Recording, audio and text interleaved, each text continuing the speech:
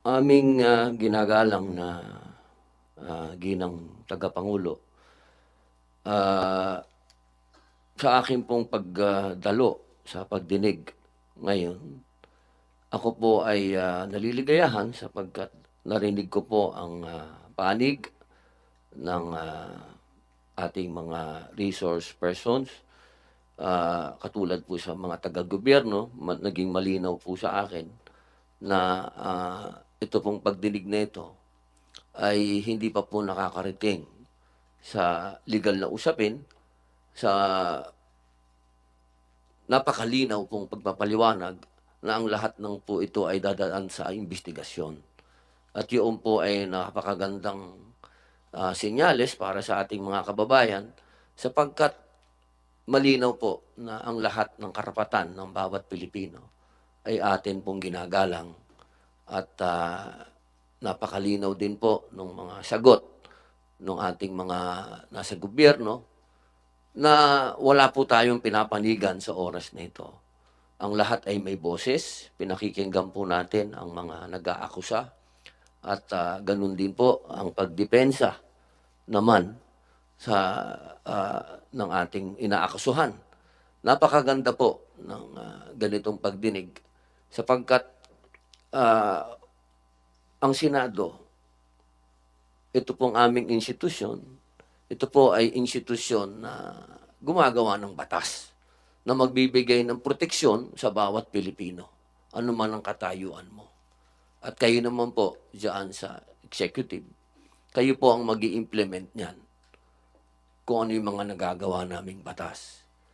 Ngayon po, gusto ko lamang pong magbigay ng statement, mahal na ginang tagapangulo, bilang, isang ito po ay hinihiling ko na mailagay sa record ng Senado sapagkat ako po ay matagal ko na pong kilala si Pastor Kibuloy. Magkasama po kami, ma'am, noong panahon ng Pangulo po ay si Gloria Macapagal Arroyo. Kami pong dalawa ay magkasama sa peace, sa lahat po ng, hakbang ni Presidente Gloria Macapagal Arroyo na magkaroon ng kapayapaan sa buong Pilipinas. Ako po ay hindi pa senador noon. Ako po ay isang artista na kilala sa usapin ng pamimigay ng pera. Pero kahit isang beses, hindi po ako hiningan ng pera ni Pastor Kibuloy. Ika nga po sa English, not even once. At nung ako po ay, tumakbo na bilang senador at humingi ng tulong kay Pastor, kahit 5, hindi po ako hiningan ng pera ni Pastor. Ang gusto ko lamang pong, sabihin sa ating pagdinig, kung ang ating pong mga matatapang na mga witness ay nakakapagsalita patungkol kay Pastor Kibuloy, ako din po ay malayang magsasalita na hindi po ako kailanman kahit na sino sa Kingdom of Jesus Christ hiningan ng pera. Not even once. At ako po ay, magtatanong lamang sa ating mga witness. Alam niyo po, ako po ay gumawa ng isang pelikula laban sa New People's Army.